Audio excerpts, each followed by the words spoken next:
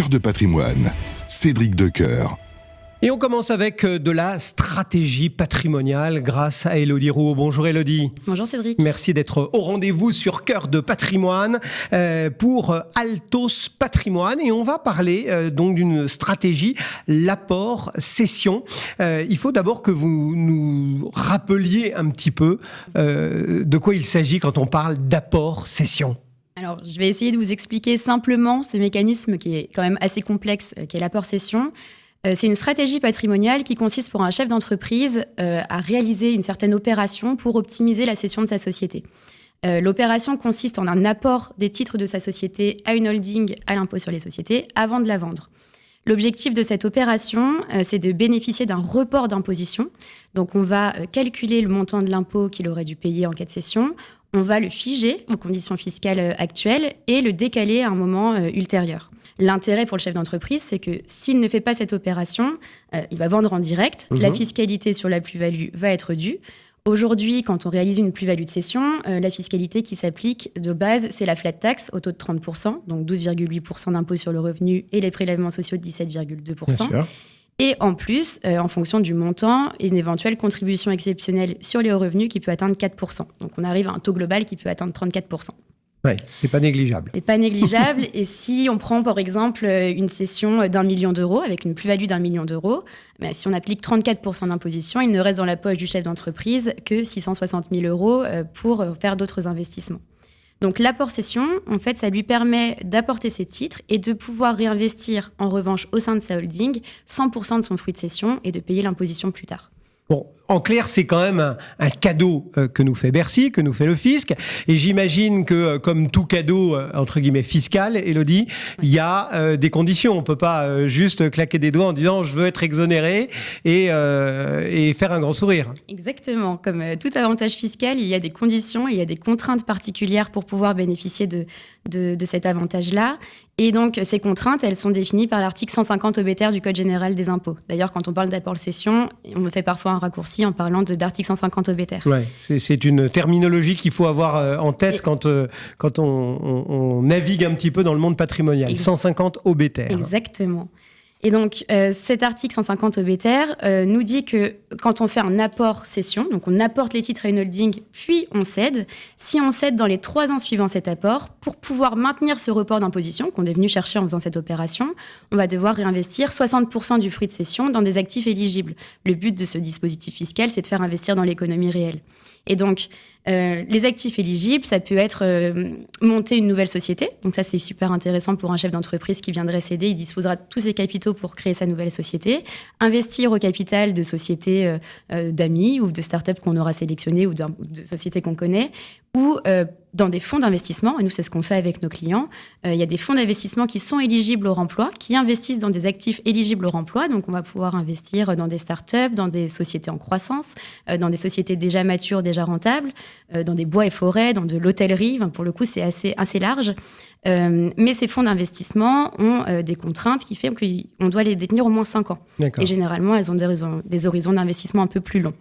Donc on peut croiser des véhicules d'investissement qui seront avec l'espèce d'autocollant éligible. Exactement. 150 obétaire. Vous saurez maintenant ce que c'est que si vous en croisez. Il n'y a que des avantages ou est-ce que parfois, par exemple, vous nous parliez de vos clients, est-ce que parfois la stratégie était mise en place, les choses se font et puis le client se dit j'ai peut-être pas joué tout à fait le bon cheval. Est-ce qu'il y a des moments où finalement c'est peut-être pas 100% adapté? Bien sûr. Alors, il y en a, et c'est pour ça que comme toute stratégie patrimoniale et comme tout avantage fiscal, il faut d'abord prendre de la hauteur, regarder sa situation, ses objectifs, où on veut aller pour voir si c'est une stratégie. C'est pas parce que le copain l'a fait que forcément pour nous, ça va être idéal de le faire. Exactement. Parce qu'en réalité, comme on doit réinvestir 60% du fruit de cession dans des actifs éligibles qui sont souvent bloqués à long terme, ça veut dire qu'on n'a plus que 40% pour faire un peu ce qu'on veut en termes d'investissement. Et en plus, on est dans une société patrimoniale à l'IS, donc c'est aussi un petit peu contraignant.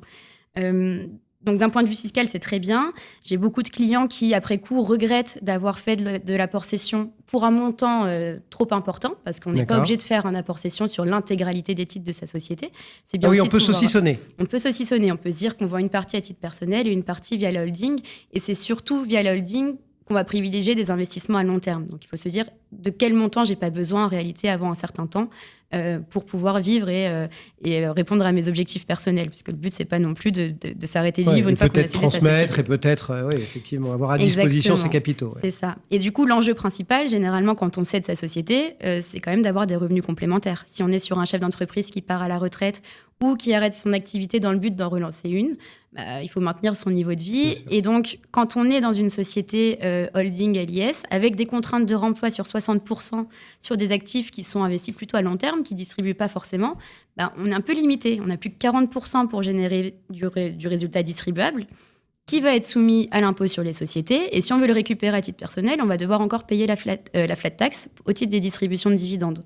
Donc, ça handicape un petit peu pour se générer des revenus complémentaires. Donc, attention, le dispositif est très intéressant, il mérite d'être regardé, mais il ne faut pas oublier les quelques limites, entre guillemets, ou les quelques points d'attention qu'il faut avoir. Est-ce qu'il y en a d'autres, justement, qu'il convient d'avoir en tête, d'avoir noté sur son petit post-it au moment où on se met à réfléchir en se disant, tiens, est-ce que je me jette corps et âme dans ce 150 obétaire? Oui, il y a d'autres points. Il y en a un que j'aime bien rappeler, parce que même si on n'a pas besoin de cet argent, on n'a pas forcément le profil qui permet d'investir sur ce type de solution.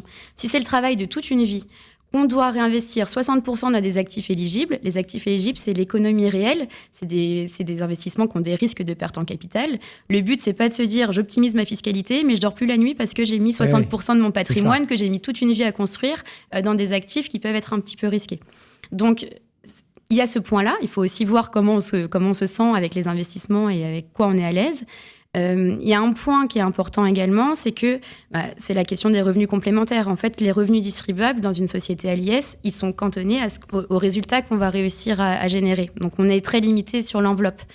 Donc, si demain, on a besoin de faire une réduction de capital parce qu'on n'arrive pas à générer assez de revenus, c'est là où c'est ce moment-là, où la fiscalité qui a été placée en report va être exigible. Et donc, à ce moment-là, quand on va sortir l'argent, on va payer la fiscalité. C'est pas très grave parce qu'on l'aura figé à un taux de 34% qui est plutôt avantageux aujourd'hui. On ne sait pas ce qui sera demain. Mais voilà, on va devoir être redevable de cette fiscalité. Donc, la fiscalité est vraiment en report. Elle n'est pas purgée. Oui, c'est ça. Voilà. C'est vraiment, on décale le paiement, mais on va passer à la casserole un jour, sauf si on a deux cas pour purger la fiscalité. C'est le décès de l'apporteur, du coup ça purge complètement, ou la transmission. Très intéressant pour la... Voilà, l'avantage après est un petit peu perdu pour lui. Sinon, c'est la transmission aux enfants. Et donc la transmission aux enfants, on purge la plus-value après le respect d'un délai de 5 ans ou de 10 ans si on a investi via des fonds d'investissement pour son remploi. D'accord. Donc ça demande quand même un peu de temps devant soi. Et donc c'est pas forcément adapté à toutes les stratégies patrimoniales. Peut-être que quand on a cédé son entreprise, on a envie d'aider ses enfants à acheter leur résidence principale. On a envie de s'acheter nous-mêmes une nouvelle résidence. Eux-mêmes des entreprises. Exactement, c'est ça. Ou s'acheter une résidence secondaire pour profiter de sa vie pour profiter après sa vie de travail. Et quand on est dans une structure à l'IS, c'est pas forcément la meilleure solution. Donc ça veut dire qu'on pourrait quasiment reprendre pour conclure un mantra qu'on devrait toujours avoir en tête quand on est justement dans cette gestion de patrimoine. Élodie Rouault, c'est de se dire, OK, il y a des avantages fiscaux qui existent, c'est bien de pouvoir en profiter, mais il ne faut pas se jeter tête baissée dedans en disant juste il y a un avantage fiscal. Exactement. C'est à étudier dans sa globalité et ça, on le dit souvent quand même. C'est vrai, les avantages fiscaux, c'est bien, mais ça doit pas du tout être l'élément principal pour guider et pour faire des stratégies patrimoniales. Et c'est pour ça que quand on a une cession d'entreprise à venir, c'est important d'anticiper, de pouvoir en discuter avec son avocat fiscaliste, avec son expert comptable, avec un conseiller en gestion de patrimoine, pour pouvoir vraiment réaliser une étude patrimoniale globale, prendre de la hauteur sur ses objectifs, sur ce qu'on veut, ce dont on aura besoin, et justement décider si l'apport cession, ça peut être très bien dans certains cas. Si on a envie de recréer une société, si on a besoin d'investir à long terme et qu'on n'a pas besoin de cet argent, c'est super. Mais dans le cas où on a besoin de revenus complémentaires, qu'on veut transmettre, qu'on veut faire des investissements à titre personnel, c'est un peu plus contraignant. Vous savez tout ou presque sur l'apport cession grâce à Élodie Rouault. Merci Élodie d'être passée sur Radio Patrimoine pour Cœur de Patrimoine. Donc Élodie Rouault, Altos Patrimoine. À très bientôt. À bientôt, merci beaucoup. Cœur de Patrimoine, Cédric Decoeur.